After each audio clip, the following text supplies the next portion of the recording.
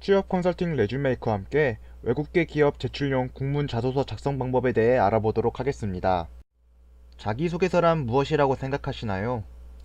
자기소개서는 인사 담당자에게 자신이 직무를 수행하기에 가장 적합한 사람임을 홍보하는 글입니다. 인사 담당자는 자기소개서를 통해서 지원자가 지닌 지식이나 직무에 대한 이해, 경험, 경력 등 직무에 필요한 역량을 자소서로 평가합니다. 그렇다면 자기소개서의 기본 구성은 어떻게 될까요? 자기소개서에 들어가야 할 항목에는 성장 배경, 성격의 장단점, 성취 스토리, 그리고 지원 동기와 입사 후 포부가 있습니다. 자기소개서에 작성될 기본 항목은 정해져 있는데요.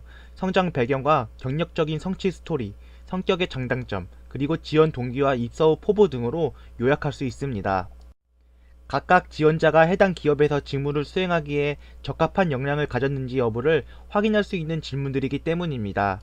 자기소개서는 직무에 대한 이해와 커리어 목표까지 드러낼 수 있는 매우 중요한 서류이기에 단순하게 빈 여백을 빼곡하게 하는 것이 중요한 것이 아닙니다. 그렇다면 자기소개서 어떻게 써야 할까요? 자기소개서 쓰는 방법 중 가장 기본이 되는 사항은 해당 직무에서 실제로 자주 사용하는 키워드들을 활용하는 것입니다. 예를 들어 마케팅 부서라면 커뮤니케이션, 홍보, 트렌드, 프로모션 등과 같은 용어들을 적절히 활용해 직무에 대한 전문성을 표현하는 것입니다. 대부분 지원자는 목표하고 있는 채용 공고가 공지되면 취업에 합격한 자기소개서 잘 쓴 예를 찾아보실 겁니다. 자기소개서 예시를 볼 때 눈여겨봐야 할 점은 문장 구조가 아닌 직무와 그에 맞춰 사용한 용어, 즉 키워드라는 것을 유념하셔야 합니다. 합격하는 이력서와 자기소개서 양식은 어떻게 될까요? 채용 정보를 보면 인사 담당자 이메일로 자유 양식의 이력서, 자기소개서를 제출해야 할 때가 대부분입니다. 특정한 형식이 없는 자기소개서 양식을 작성할 때는 지원자의 약점은 최소화하고 강점은 부각시키는 것으로 선택해야 합격의 확률이 높아집니다. 자기소개서 작성 팁에 대해 알아보도록 하겠습니다. 자기소개서를 쓸 때는 직무를 정확히 설정 후 이에 적합한 지원자의 경험 두세 개를 선택해서 쓰시기 바랍니다. 물론 직무별 키워드를 적절하게 활용해서 더욱 구체적이고 전문적으로 자신의 역량을 선보여야 합니다. 마지막으로 정리해볼까요?